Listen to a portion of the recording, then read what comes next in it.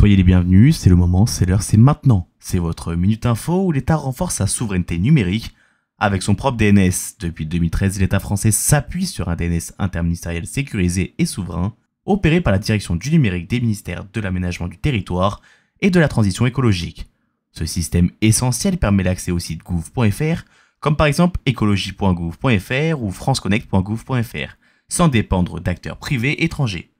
Hébergeant en France résilient et son amélioration continue, il s'appuie désormais sur une infrastructure renforcée toujours plus résiliente et une gestion des noms publics optimisée en partenariat avec l'AFNIC, l'association française pour le nommage Internet, en coopération. Une interface claire, simple et pensée pour les utilisateurs facilite par ailleurs son déploiement et son usage au quotidien, où ce DNS garantit ainsi la disponibilité des services publics numériques, une meilleure maîtrise des risques et des dépendances pour l'ensemble des ministères sous une infrastructure commune pilotée par l'État.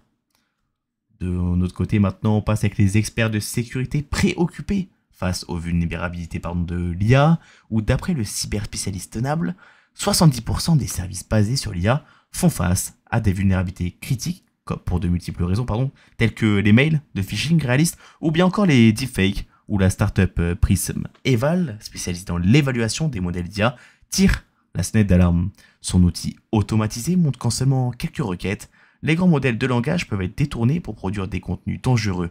Selon son directeur technique Quentin Feuillade, 2 à 3 minutes suffisent à un expert pour contourner les protections, même des modèles les plus avancés. Fin de citation.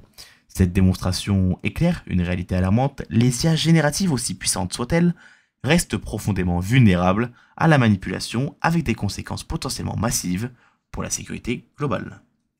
Et enfin, on termine avec une petite touche de sport où le contrôle de la sécurité privée est au départ du Tour de France à Lille, où le 5 juillet 2025, à l'occasion du Grand Prix du départ du Tour de France, le CNAPS a mené une opération de contrôle pour vérifier la conformité des dispositifs de sécurité privés.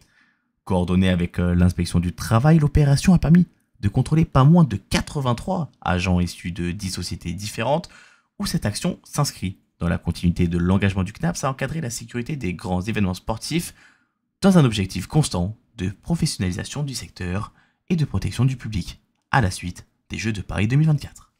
Et enfin, pour rester au contact, vous connaissez l'endroit, le lieu, c'est www.anews-sécurité.fr.